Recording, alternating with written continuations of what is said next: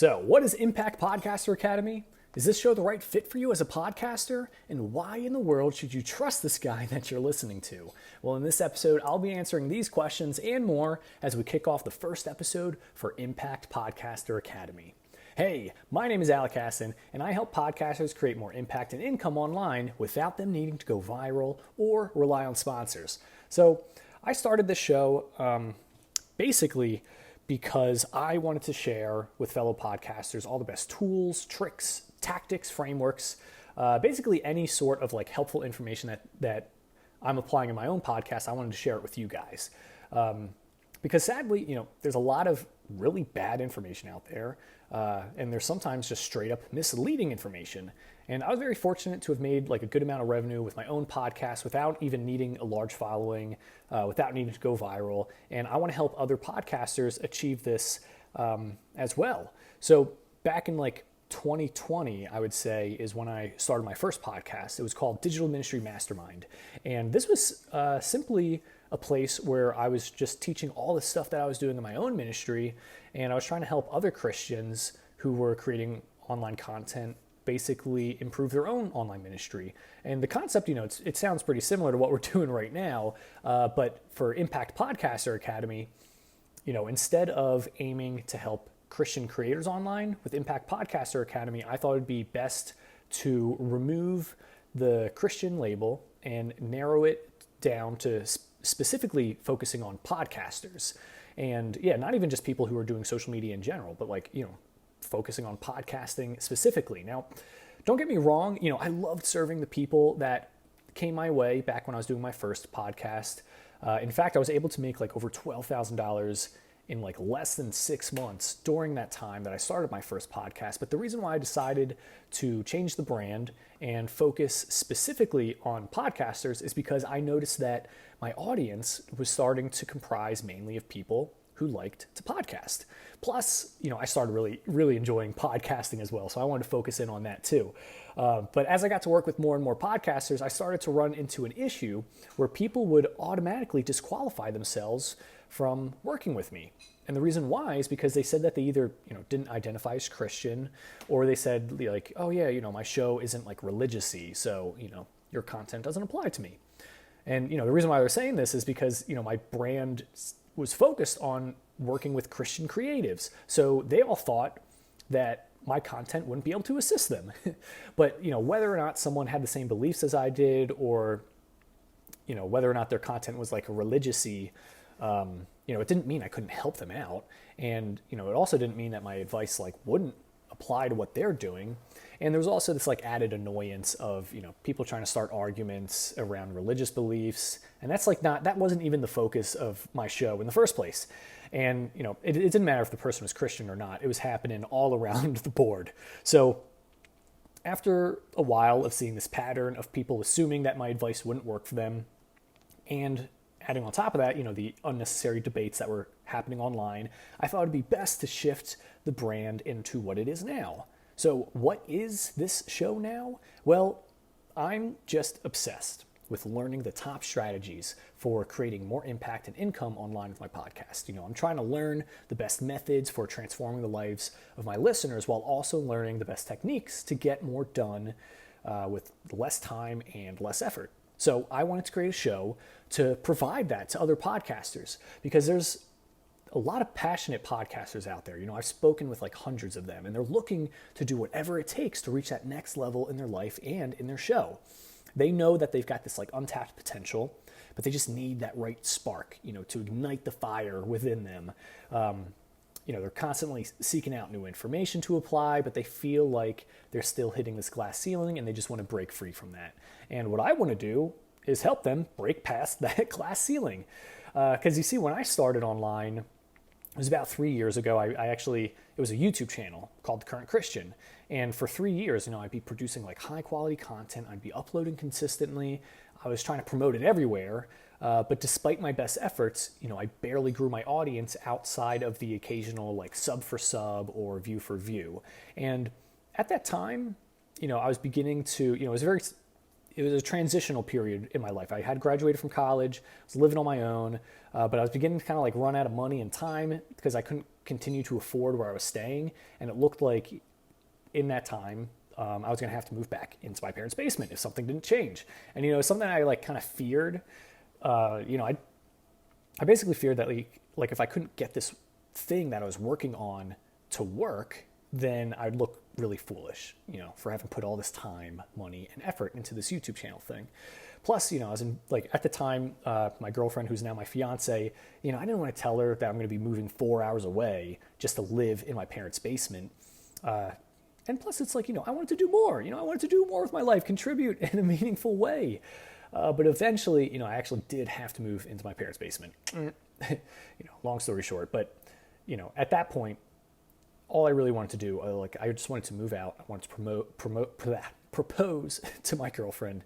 And I just wanted to feel like I was doing something meaningful. I wanted to like make a positive impact in people's lives. But I knew that spending more time and more money, continuing to do the same thing, wasn't going to bring any different results.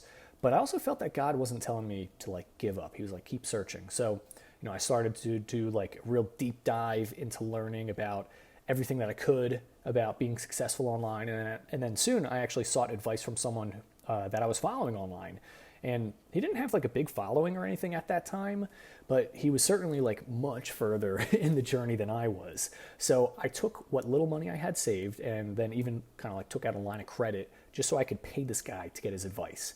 And, after a while of speaking with him and after telling him all the stuff I just told you, he told me this story. He was like, hey, man, listen, there was this girl on Instagram who had over 1 million followers, and she decided to take her little digital career to the next level by starting a t-shirt brand. After months of planning, contacting different retailers, she finally decided to announce to the world, hey, I've got these new t-shirts. Who would like to buy them? But despite having like over 1 million followers, she couldn't manage to sell even like a dozen t-shirts to her audience. And then this guy who was telling me this story, he was like, at the time, he only had like 20,000 followers, and he didn't tell me the specifics, but he had a fraction of the followers that she did, yet he was making hundreds of thousands of dollars from his audience. And I was just like, whoa. I was like, wait a second. I thought you had to be viral. I thought you had to have a huge following in order to make that kind of money online. Why in the world doesn't everybody else know about this? And he said that the reason why more people don't know they can be successful online without needing to go viral is because social media sites, they basically don't want people to know. Because you see, social media sites, they're focused on getting more eyeballs, getting more advertiser dollars on their websites. And the more advertiser friendly their site is, and the more that they can convince users that they need to go viral on their platform, then the more the social media site wins. Which also means people like us end up finishing last. And the thing that he said next was like really interesting. He compared social media sites to like corrupt kings. He was like, social media sites are like these corrupt kings.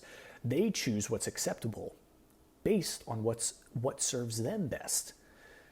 But if the king is obedient to the brands that provide the most value, why not become one? I was like, so if social media sites are obedient to the brands that provide the most value, why not just become one of those brands? So I was like, all right, that's an interesting idea. So I was doing a little bit more research, and I was noticing that other people who were doing really well online followed this pattern of providing a lot of value, and they all did it in a very certain way. And it went something like this. So creators, they would provide a lot of value with their free content. They would speak to specific problems to a specific group of people. Then within that content, they would actually offer people more content that could only be accessed through their email list or by joining like a private group, something like that. And as people grew more and more interested, the host would provide more opportunities where they would provide greater value to help like essentially transform these people's lives. And as you can imagine, like the more transformative the result, or like the closer that the person would be in contact with the host or the person, running the thing, the more that person would need to pay for that. And basically this was the reason why the guy who I had hired for his advice, this is the reason why he was able to make hundreds of thousands with a fraction of the audience, and the girl with 1 million followers could barely sell 12 t-shirts. And the reason why, it's because he was like, he had grew an online community, and he made offers to that community, and they were offers that were helping to transform these people's lives. But the Instagram girl, she was just offering crop tops and selfies, you know? So it's like, of course, you know, you provide more value, you get more value back in return. So what I did was I stopped posting everywhere. I stuck with just like one platform that I could provide a lot of value on. And I was like, you know what? I want to stick with podcasting. And that's when I decided to start the Digital Ministry Mastermind podcast. So I focused on it. I really wanted to master it. And I began to learn what my audience really wanted. And then I found the frameworks for creating really impactful products for them. And then I discovered simple ways of just putting these things together in a way that I knew they would love to buy. And what's crazy is that even though I was producing significantly less content online, and I was spending significantly less time trying to like post and promote this content everywhere, I was actually making a much bigger impact on my audience's lives because I was able to give them this like transformational journey. And I went from making no money online for 3 years to generating $12,000 basically in like less than 6 months. And that was all during the time that I started my first podcast.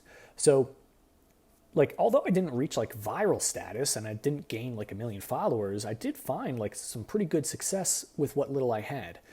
But that success, you know, it wasn't only in the form of making money, but like the real success there was in helping to impact and transform these people's lives on a deeper level. And then, you know, plus I'm not living in my parents' basement anymore. It's certainly good for my fiance and me. And that's kind of like, you know, what this show is about. You know, I'm here to help get you the results you want in advance. That way, you know, you can see success in your own podcast early on. You know, I want to help podcasters who may have been struggling like I was early on so that they can grow faster with way less effort.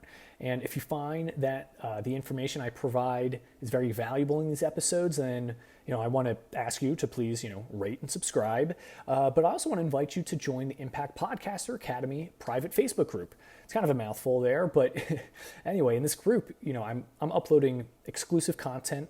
There's free downloads.